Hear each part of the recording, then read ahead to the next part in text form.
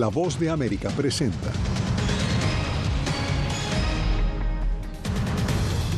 Corte Internacional de Justicia ordena a Israel tomar medidas para evitar muertes de civiles en Gaza. Sin acuerdo bipartidista, en vilo permanecen negociaciones en el Capitolio sobre la política migratoria. Revive la polémica por la pena de muerte en Estados Unidos luego de que Alabama ejecutara a un preso con gas nitrógeno.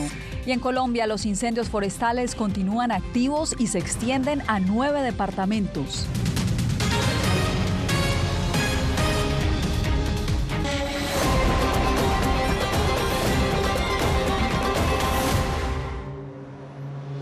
Bienvenidos al Mundo al Día, les saluda Yasmín López.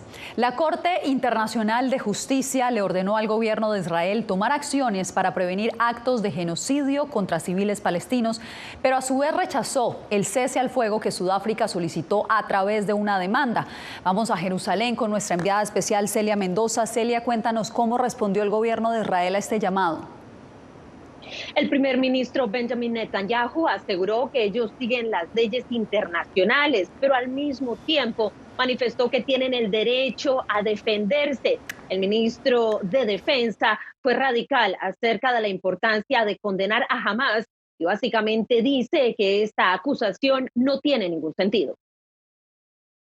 En una decisión de 15 votos a favor y 2 en contra, la Corte Internacional de Justicia rechazó las pretensiones de Sudáfrica de ordenarle un cese al fuego a Israel. Sin embargo, el máximo tribunal de la ONU le pidió al gobierno de ese país tomar acciones para evitar un genocidio contra los palestinos. Israel debe, en relación con los palestinos en Gaza, tomar todas las medidas a su alcance para impedir la comisión de todos los actos comprendidos en el ámbito del artículo 2 de la Convención. La convención a la que se refiere la Corte es la de 1948, creada para prevenir y castigar el delito de genocidio, justamente cuando la humanidad miraba con horror el intento de la Alemania nazi por exterminar a los judíos. Aunque Sudáfrica, país demandante, no logró que la Corte ordene un cese al fuego, celebró el llamado a Israel para prevenir un genocidio. Este caso se trata sobre los niños, las mujeres vulnerables y los ancianos de Gaza, el pueblo de Gaza. Creo que esto para ellos es una victoria. Hoy fue un primer paso. Queríamos ver más un alto el fuego en lugar de que se limitaran a la ayuda humanitaria. El primer ministro de Israel, Benjamin Netanyahu, calificó de falsa y escandalosa la acusación de genocidio hecha por Sudáfrica ante la Corte. Nuestra guerra es contra los terroristas de Hamás, no contra los civiles palestinos. Continuaremos facilitando la asistencia humanitaria y haciendo todo lo posible para mantener a los civiles fuera de peligro, incluso cuando Hamás utilice a los civiles como escudos humanos. Entre las acciones que demanda la Corte para prevenir un genocidio está la de facilitar el ingreso de ayuda humanitaria a Gaza, una orden que se complica aún más tras la decisión del Departamento de Estado de suspenderle temporalmente los fondos a una de las agencias de la ONU que opera en Gaza. Estados Unidos está extremadamente preocupado por las acusaciones de que 12 empleados de la Agencia de Naciones Unidas para la Población Refugiada en Palestina podrían haber estado involucrados en el ataque terrorista de Hamás contra Israel el 7 de octubre. Los fondos fueron congelados mientras se investigan las acusaciones. Naciones Unidas, que investiga, ha asegurado que algunos de estos trabajadores ya han sido despedidos. Esto lo confirmó el director de UNRWA, diciendo que no quieren que esto distraiga o cambie las operaciones humanitarias que están adelantando. Celia, vemos que las acciones bélicas en Gaza están enfrentando a Estados miembros de la ONU en una instancia judicial. Pero, ¿qué es genocidio y cuál es la injerencia que tiene esta Corte Internacional de Justicia en este caso? Ángela González consultó a expertos y nos explica en el siguiente reporte. Después de que 6 millones de judíos fueran asesinados por el nazismo durante la Segunda Guerra Mundial en 1948, se creó el Estado de Israel y se redactó la Convención sobre Genocidio, con la meta de evitar un crimen similar a posteriori. El genocidio es uno de los crímenes de derechos humanos más graves que existen. Es cuando un Estado intenta matar a un pueblo, tal como se define en la Convención sobre Genocidio, un grupo racial, nacional, en su totalidad o en parte. A comienzos de enero, Sudáfrica, miembro de la ONU, alegó que Israel llevó a cabo un genocidio en Gaza y solicitó medidas de emergencia para un cese al fuego. Sudáfrica presentó su alegato ante la Corte Internacional de Justicia con sede en La Haya, Países Bajos, la instancia más alta de las Naciones Unidas para disputas entre estados. La Corte, compuesta por 17 magistrados, encontró que tiene jurisdicción y ordenó 6 medidas provisionales para evitar un genocidio previas a un fallo definitivo, y le dio un mes para que Israel presente evidencias en su defensa. Tenemos que tener mucho cuidado al utilizar la Convención sobre Genocidio del Tribunal Internacional de Justicia, simplemente porque tiene jurisdicción sobre la Convención sobre Genocidio y no sobre casos reglamentarios de crímenes de guerra. Hacer cada acusación que sea, porque si todo es genocidio, entonces nada es genocidio. Así que incluso en el ámbito internacional, creo que esto es una tendencia problemática. El proceso para determinar un genocidio es complejo y puede llevar años. Las medidas preliminares emitidas se consideran de obligatorio cumplimiento, pero el tribunal no tiene mecanismos para garantizar que se adopten. Ángela González, Voz de América.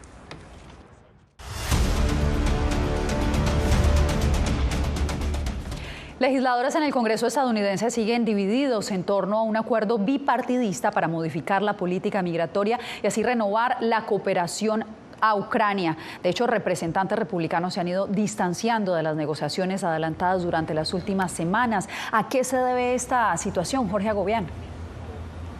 Aparentemente por la oposición del expresidente de Estados Unidos, Donald Trump, a estos acuerdos. Recordemos que Donald Trump tiene aliados en el Congreso estadounidenses y que se perfila además como el favorito, según las encuestas, para convertirse en el nominado oficial del Partido Republicano de cara a las elecciones de noviembre de este año. La Casa Blanca y el Senado, los republicanos y demócratas en esa Cámara, han estado debatiendo por ya casi 2 meses un plan para cambiar las políticas migratorias en la frontera.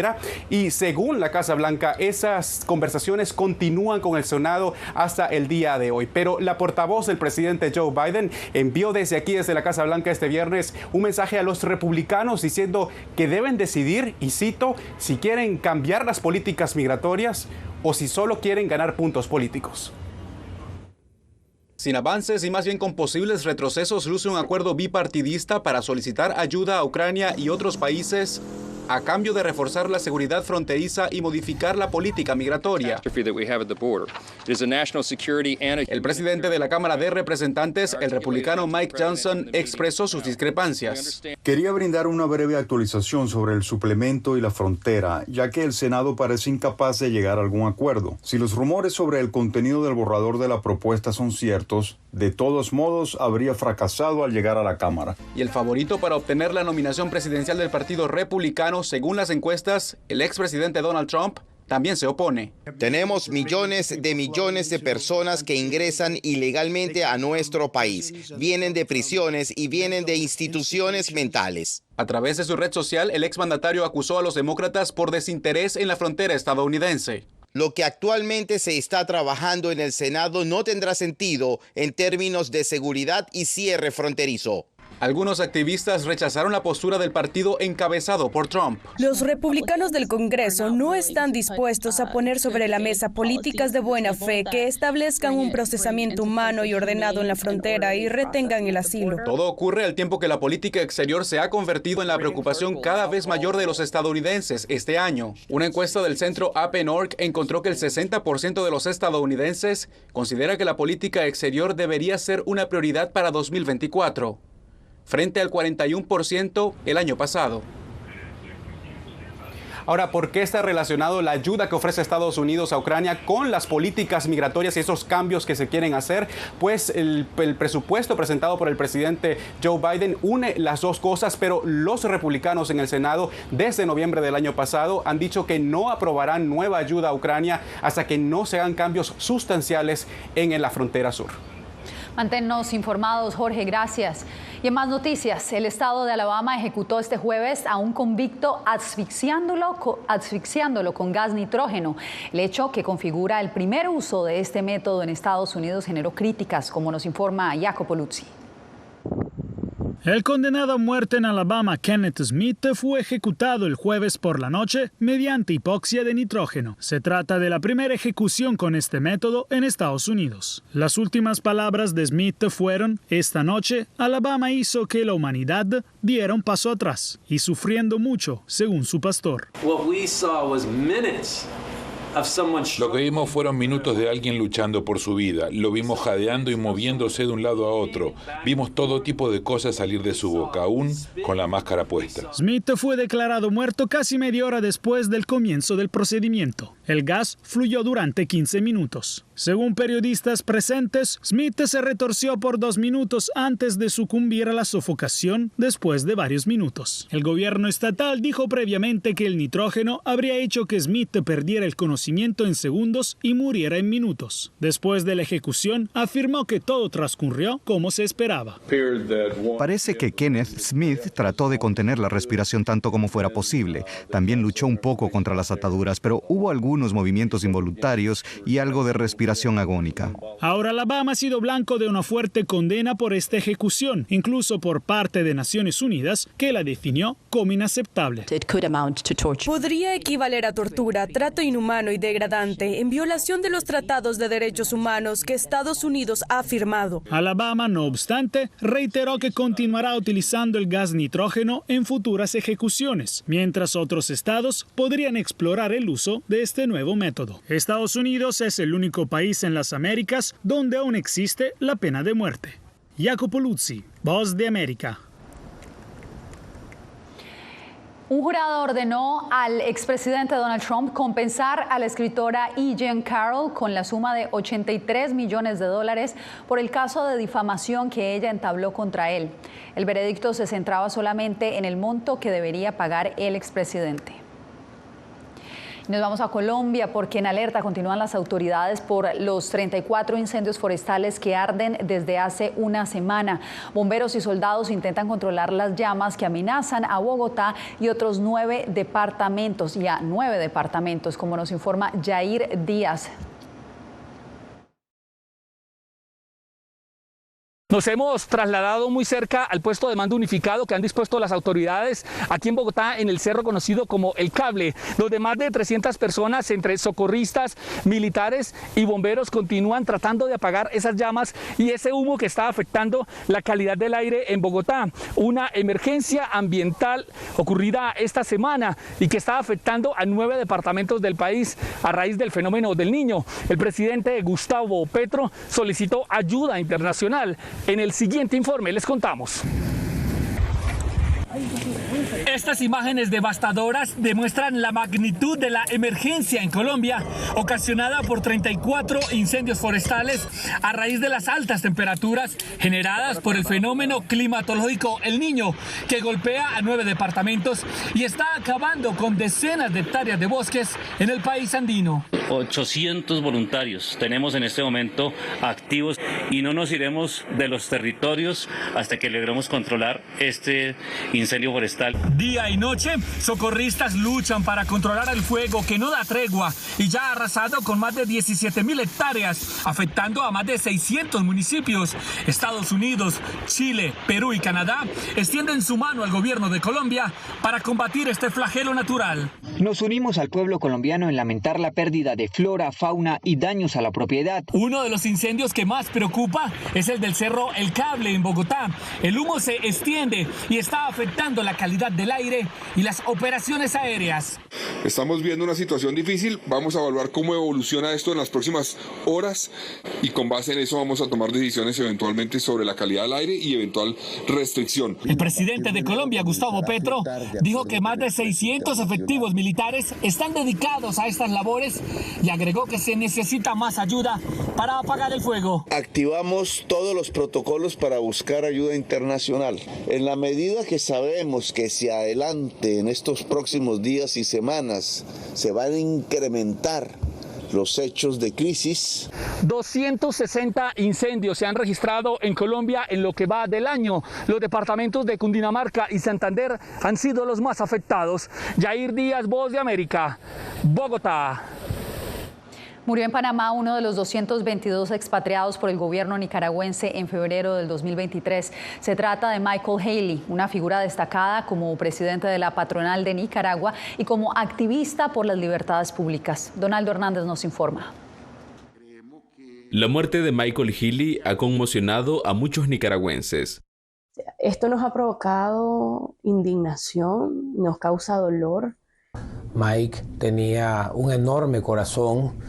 Haley murió en Panamá de un infarto a los 61 años. Fue el último presidente del Consejo Superior de la empresa privada, la patronal más importante de Nicaragua. En el año 2021 fue encarcelado por su postura crítica contra el gobierno, según lo explica su compañero de celda, Juan Sebastián Chamorro. Mike sufrió mucho en su última etapa de su vida. Primero con la confiscación arbitraria y ilegal de parte de la dictadura, la destrucción de su finca que tanto amaba y que siempre en sus oraciones estaba regresar a su amada Chatilla, donde está enterrado su padre. La activista Samantha Girón sostiene que Haley lidiaba con traumas de los 2 años en prisión, al igual que el resto de los 221 excarcelados en febrero de 2023. Para los excarcelados políticos hay muchas secuelas de salud. A unos les ha afectado más que a otros. Eso tiene que ver la edad, las enfermedades crónicas, pero muchos han tenido problemas de depresión, muchos tienen estrés postraumático. El gobierno de Nicaragua no se ha referido a la muerte del empresario Michael Haley. Sin embargo, el oficialismo en repetidas ocasiones ha celebrado la expatriación de los 222 ciudadanos, a los que considera traidores. Donaldo Hernández, Voz de América. En instantes, el gobierno mexicano designa a militares para rehabilitar playas contaminadas en su frontera con Estados Unidos.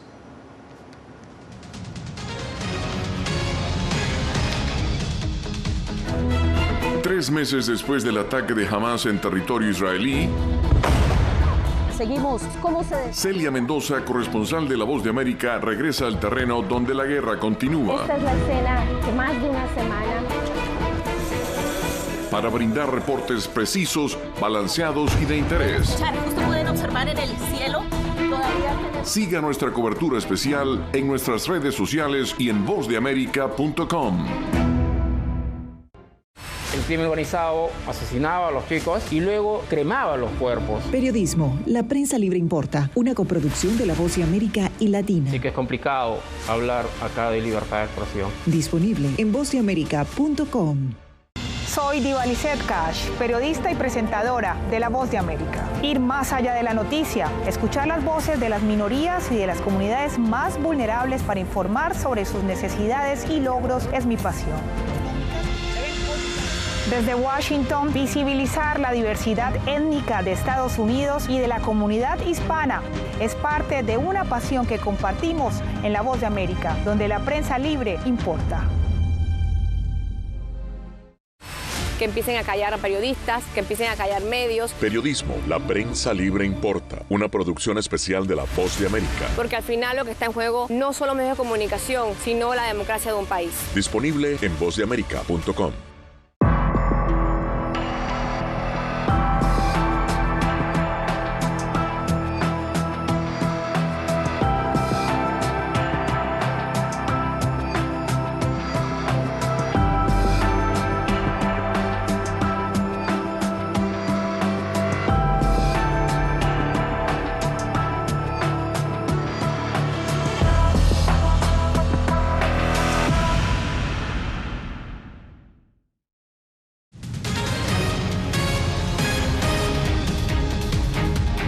Una densa niebla que se extiende desde la frontera con Canadá hasta el otro extremo con México se ha registrado en Estados Unidos. Más de 90 millones de personas se vieron afectadas este jueves en al menos 27 estados. El fenómeno llega luego de que una tormenta ártica que trajo hielo, nieve y lluvia la semana pasada y luego las temperaturas volvieron a subir, generando, según los expertos, una sobrecarga del aire por la evaporación del agua.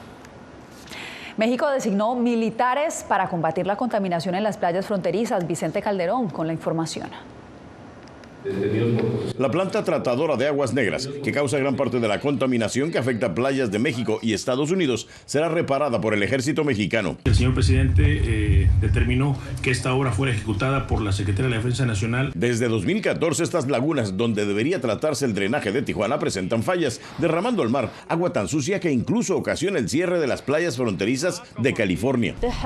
La crisis de salud está peor que nunca, porque tenemos bañistas y otros usuarios de la playa que se enferman. Los militares mexicanos construirán un nuevo sistema que limpiará el drenaje para resolver la contaminación binacional. Existirá la posibilidad real de que esta agua sea reutilizada para fines agrícolas y para la industria. El embajador de Estados Unidos en México acudió a la ceremonia oficial de la rehabilitación de la planta denominada Punta Bandera. Con este proyecto, que por la inversión tan generosa que ha hecho el presidente López Obrador y su equipo de casi 37 millones de dólares, se va a ver el trabajo que se va a ver aquí. Ahora esperan que el Congreso estadounidense apruebe 300 millones de dólares para reparar una planta de tratamiento internacional ubicada en San Diego, que recibe la contaminación del caudal del río Tijuana. En Washington, el congresista demócrata Scott Peters dijo que México paga a Estados Unidos más de $2 millones al año para tratar esas aguas. Debería darnos vergüenza que México está actuando más rápido que nosotros. Punta Bandera estará lista en octubre de este año. Vicente Calderón, Voz de América, Tijuana.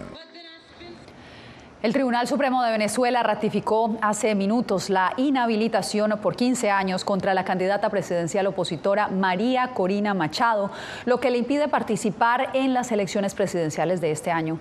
La medida también le fue ratificada al exaspirante opositor Enrique Capriles, mientras que otros dirigentes como el exgobernador de Occidental Estado de Zulia, Pablo Pérez, recibieron el fin de la prohibición para ejercer cargos públicos.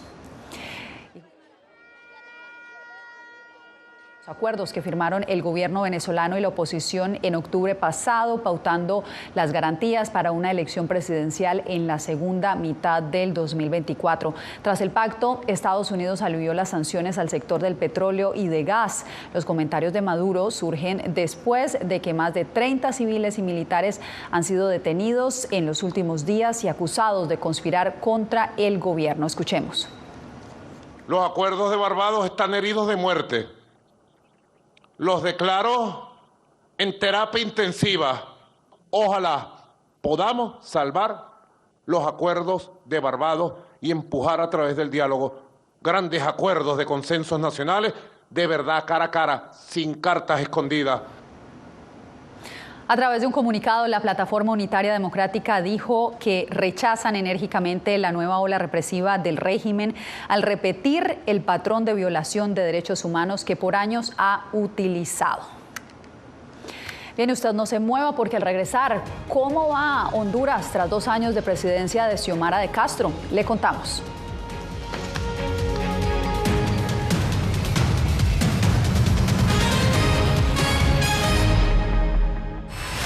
¿Hay un dicho sobre Chile? Periodismo, La Prensa Libre Importa, una coproducción de La Voz de América y Mega Noticias. En Chile hay libertad de expresión, pero que no hay donde expresarla. Disponible en vozdeamerica.com. ¿Quieres mantenerte informado de primera mano? Únete a nuestro canal de WhatsApp. Lo que ocurre en Estados Unidos, América Latina y el mundo directamente a tu celular. Escanea el código que ves en pantalla y conéctate con las noticias para recibir información veraz y balanceada. Noticias de última hora, reportes originales y verificación de información. Porque en La Voz de América, la prensa libre importa.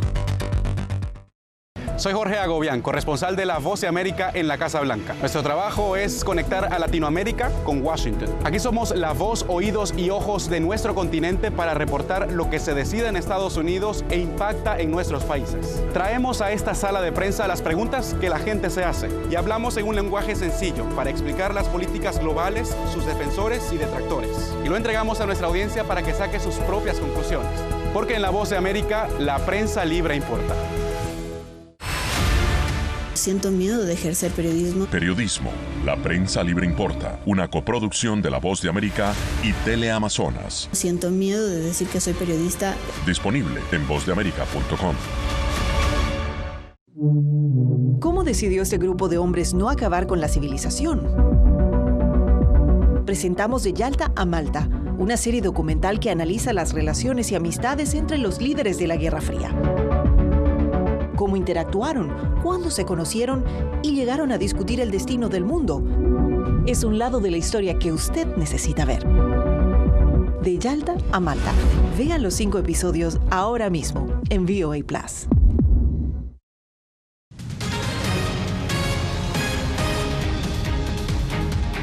Honduras cumple 2 años bajo el mando de Xiomara Castro. Su gobierno asegura que busca reconstruir un Estado de Derecho vulnerado por la corrupción, mientras que sus detractores aseguran que su presidencia no ha llevado ni austeridad ni los avances que prometió. Óscar Ortiz desde Tegucigalpa con el reporte. Al cumplir 2 años de mandato, la presidenta Xiomara Castro pronunció un mensaje a la nación en el cual aseguró que busca reforzar el aspecto social. Priorizamos el sentido social para la creación de empleos dignos con salarios justos y la protección social con programas dirigidos a los más vulnerables. Castro dijo haber obtenido logros en materia económica y en política exterior, incluyendo el establecimiento de las relaciones con China, con la meta de acceder a nuevos mercados.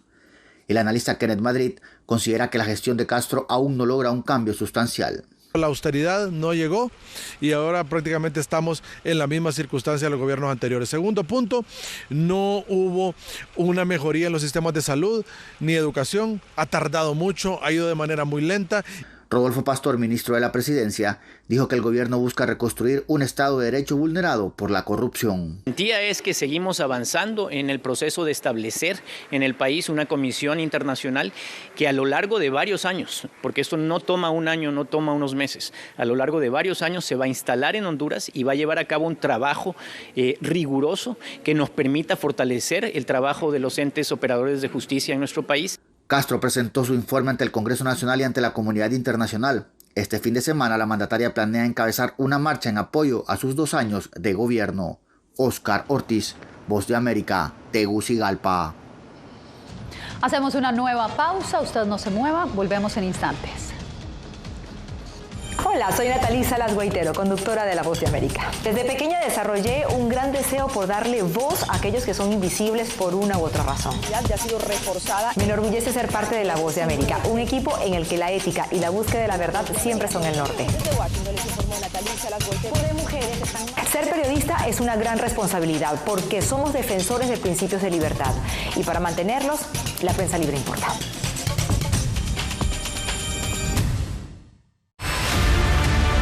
No concibo una democracia sin periodistas. El libreto manda a un conflicto constante con la prensa independiente, con los medios de comunicación. Periodismo, la prensa libre importa. Una coproducción de La Voz de América con nuestras afiliadas en la región.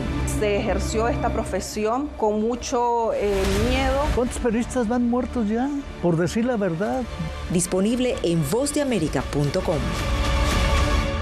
Soy Fabiola Chambi, corresponsal de La Voz de América en Bolivia.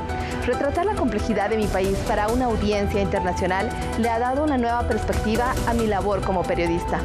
Desde esa mirada descubro en el día a día que el trabajo que realizo en La Voz de América me ha permitido dar vida a los valores del periodismo profesional. Aquel que les informa a ustedes, nuestras audiencias, con balance, precisión y profundidad. Porque en La Voz de América, la prensa libre importa.